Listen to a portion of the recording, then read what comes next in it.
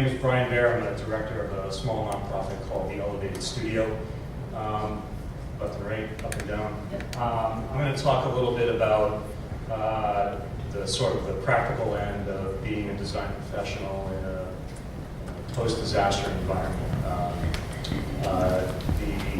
The image on the opening slide is the tri-state area, as we know and love it. Really, those areas in the reddish color were most deeply impacted. The grayish, a little lesser so. The blue dot is where I live, up in lovely Dutchess County. Worst thing that happened to me, my neighbor's trampoline came in and took out the fence to my garden. But my sister, who lives in Bedford, half an hour away, had no power for 4 weeks. So a little bit of a transformation there. So our nonprofit, we work predominantly with private homeowners, private property owners, I should say. The majority of them being single-family residences, some small businesses, up and down the coastline. Sandy, personally, is my 11th hurricane that I've addressed. I started way back then with Hurricane Andrew. Some of you may remember it, some of you may not, and move along the way. So with that, as architects, we see beauty at the end of the day, right? We're artists. We're starving artists at the end of the day. We're not. And we try to mix science in there to make sure that the building stands up. We as architects also are confused by some of the terminology that's being battered around, like resilience, like sustainability, right? These terms are constantly being defined, redefined, put in a blender, hit pulse, and we try to figure out what those definitions are. And in our world, in trying to describe what resilience means and sustainability means to John and Jane Doe, they're interwoven. A lot of times we try to separate out what is resilience from sustainability, and really at the end of the day, it's about adapting the built environment to climate change, and you really need the two to go together. Think of the Wonder Twins, right? So what do we know about Hurricane Sandy? Well, too many deaths, too many properties damaged, the largest storm on record, too much money due to damages, too many residents who were affected by this. Very large storm surge. Actually, USGS just published a little notation, and Radley, you can back me up if I'm wrong in this. The highest recorded storm surge was not too far away in the lovely hamlet of Long Beach, New York, which was 17.48 feet. So think of the height of this space, which is probably somewhere around 15 feet. Take it up to the deck, and that was the largest storm surge in Long Beach. Long Beach is as flat as this floor. The tallest thing is a telephone pole. A little food for thought there. So what do we also know? Well, we also know that by being pragmatic and being proactive, for every dollar spent in resilience saves $7 in reconstruction efforts. That's a real number.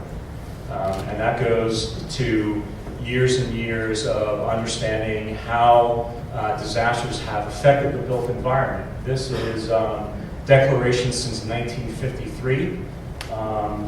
And as you can see, it goes up and up and up and up. And as Riley was talking a little bit earlier, if we're still trying to base all of our decisions on how we're going to deal with climate change, not just in the cold, but in the heat and in the everyday, that line is not going to be a nice even 10% grade, but if you try to ride a bike on a 45% grade, you're going to be working pretty good. Just between January 1st and May 31st, not too long ago, 35 out of the 50 states had a federally declared disaster.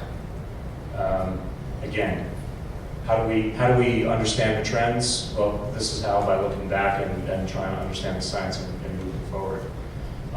So where's the risk? Well, the risk is predominantly in our building stock, right, and our aged infrastructure. So in 1983, New York City, along with New York State, initiated the first, or incorporated the first floodproofing requirements within the building code.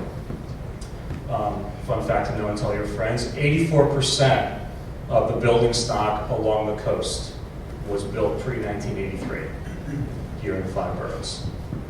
94% of all red tag buildings in the 5 boroughs was built before 1983.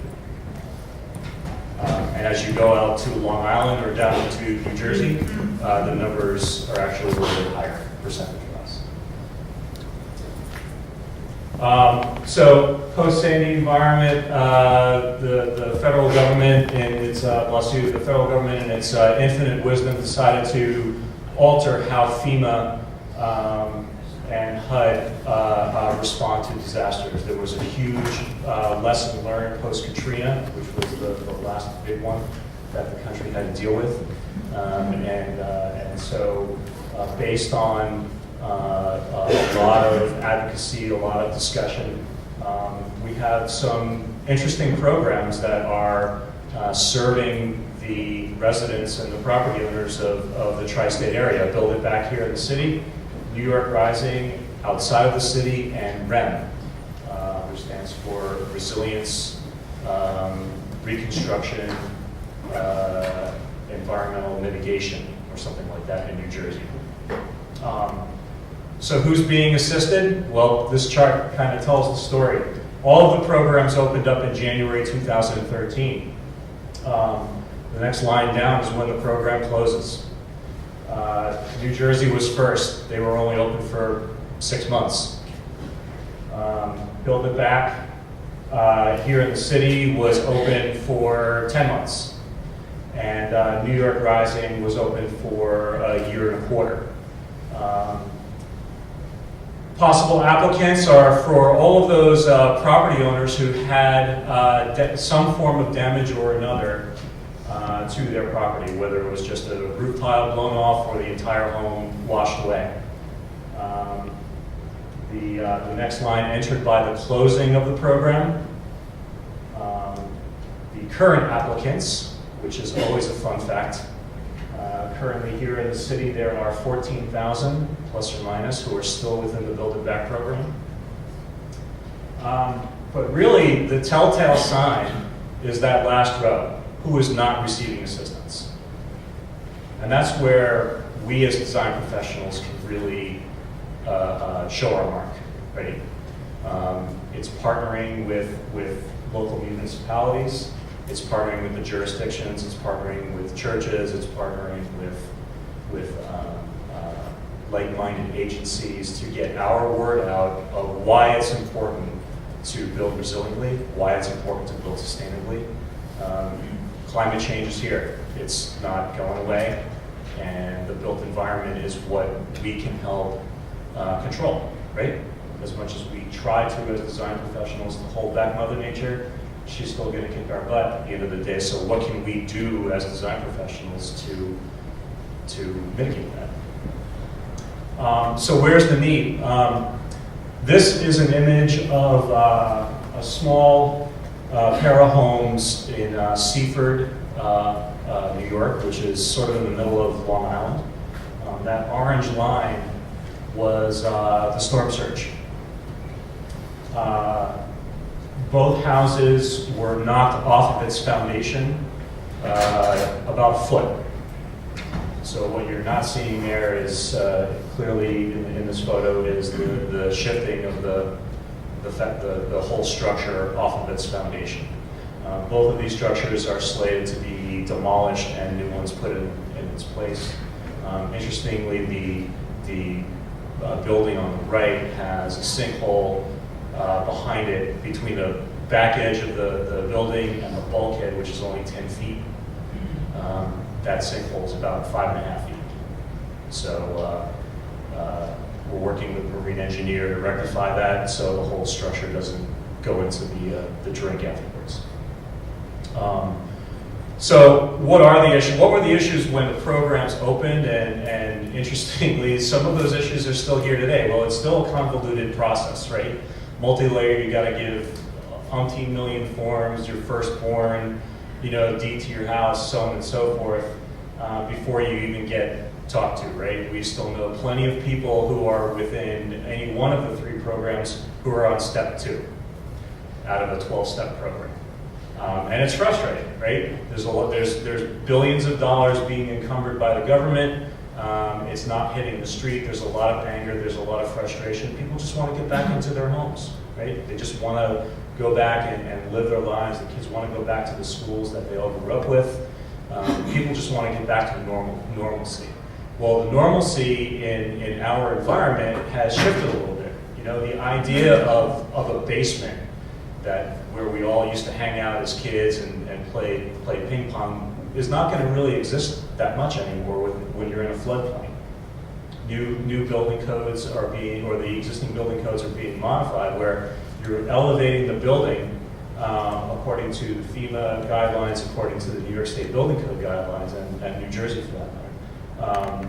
But those basements are going away to allow possible floodwaters to flow underneath the building. One of the biggest things that we're finding is that the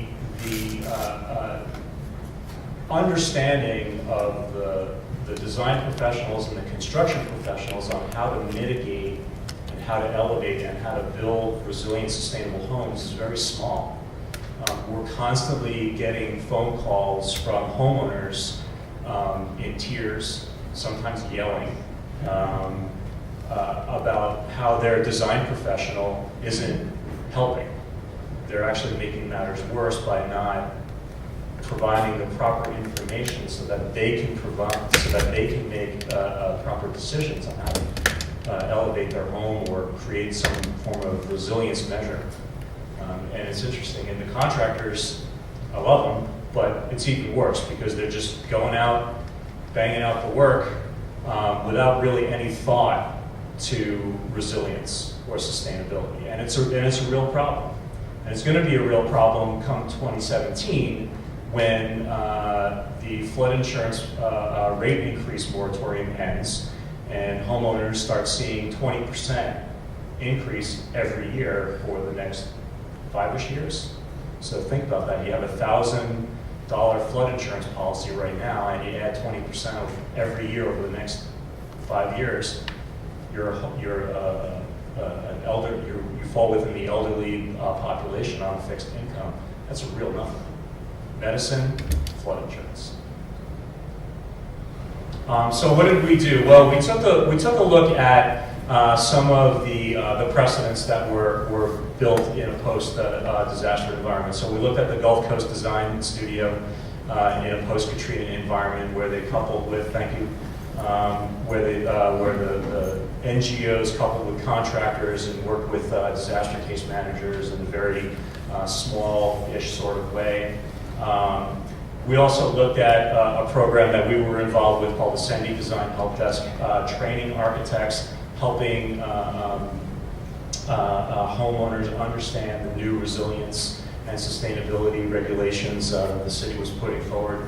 And we're partnering with a wide breadth of government, non-government jurisdictions up and down the coast to create a really great program called REDC. We like acronyms, right? Resilience through Education and Design Centers.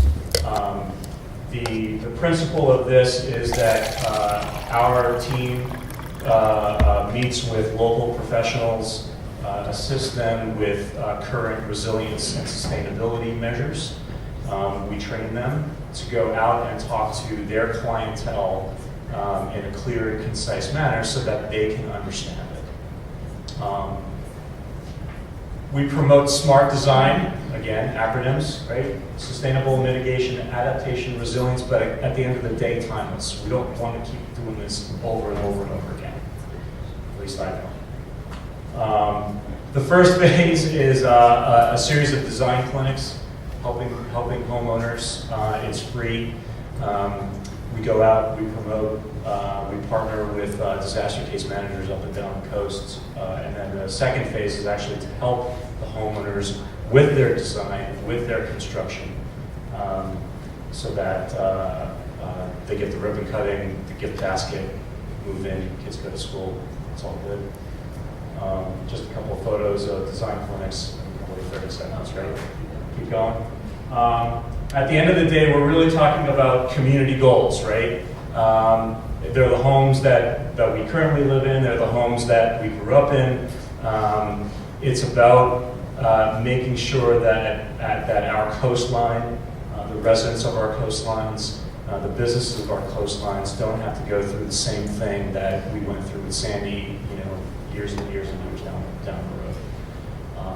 Again, we see a beautiful place. This image was actually part of the Orly Operation Resilient Long Island design competition that the folks at NYIT did 2 years ago. Yeah. Thank you.